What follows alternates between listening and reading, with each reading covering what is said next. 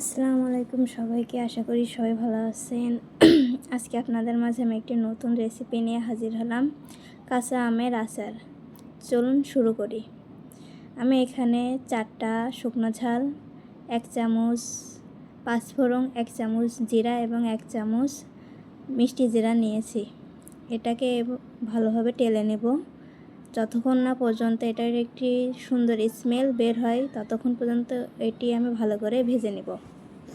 ভালো করে ভাজা হয়ে গেলে এটি আমি ব্লেন্ডার করে এক সাইডে রেখে দেবো এবং 1 চামচ কালো জিরা, 2 চামচ সাদা জিরা এটা আমি ব্লেন্ডার করে এক সাইডে রেখে দেবো। আপনারা চাইলে এটি শিলপাটায় বেটে নিতে পারেন।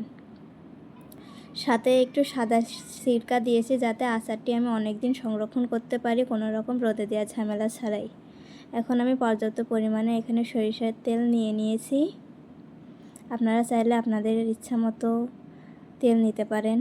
এখানে আমার পর্যাপ্ত পরিমাণে আমি নিয়ে নিয়েছি এবং একটা রসুন খোসা ছাড়িয়ে দিয়ে দিয়েছি তেলের ভিতরে এবং 2টা ডালচিনি দিয়ে দিয়েছি, 3-4টা তেজপাতা দিয়ে দিয়েছি এবং ভালো করে এটি নাড়াচাড়া করে নেব। সুন্দর একটা স্মেল বের হবে, তখনই আপনারা বুঝতে পারবেন এটি হয়ে গিয়েছে। এবং 1 চামচ পাঁচফোড়ন দিয়ে নিচ্ছি। আচারটা খেতে অনেক সুস্বাদু হবে এটা দিলে। এবং ভালোভাবে নাড়াচাড়া করে নেব, ভেজে নেব।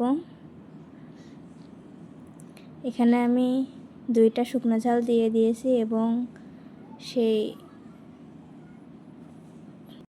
সরিষা বাটা দিয়ে দিয়েছি এবং ভালো করে নাড়াচাড়া করে এখানে আমি আমগুলো কেটে রাখছিলাম সেই আমগুলো দিয়ে দেব এবং 1 চামচ লবণ এবং 1 চামচ হলুদ দিয়ে ভালো করে নাড়াচাড়া করে দিয়ে ভালোভাবে নাড়াচাড়া করে ভেজে নেব।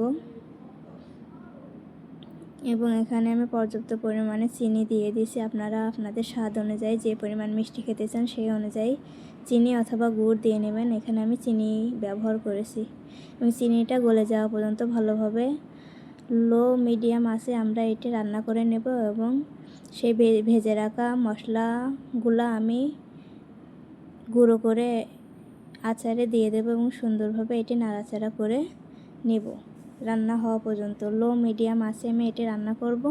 হাই মিডিয়ামে রান্না করলে এটি পুড়ে যাওয়ার সম্ভাবনা থাকে এবং মাঝে মাঝে নিচে লেগে যেতে পারে, এজন্য নাড়াচাড়া দিয়ে নেব।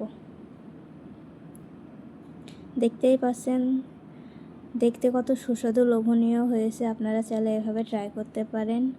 আশা করি আপনারা আমার রেসিপিটি দেখে অনেক পছন্দ হয়েছে। আপনারা চাইলে এভাবে বাসায় ট্রাই করবেন। এটি রোদে দেওয়া ঝামেলা ছাড়াই আপনারা দীর্ঘদিন খেতে পারবেন। দেখতে অনেক লোভনীয় হয়েছে, আপনারা দেখলেই বুঝতে পারছেন এটা কতটা লোভনীয় হয়েছে।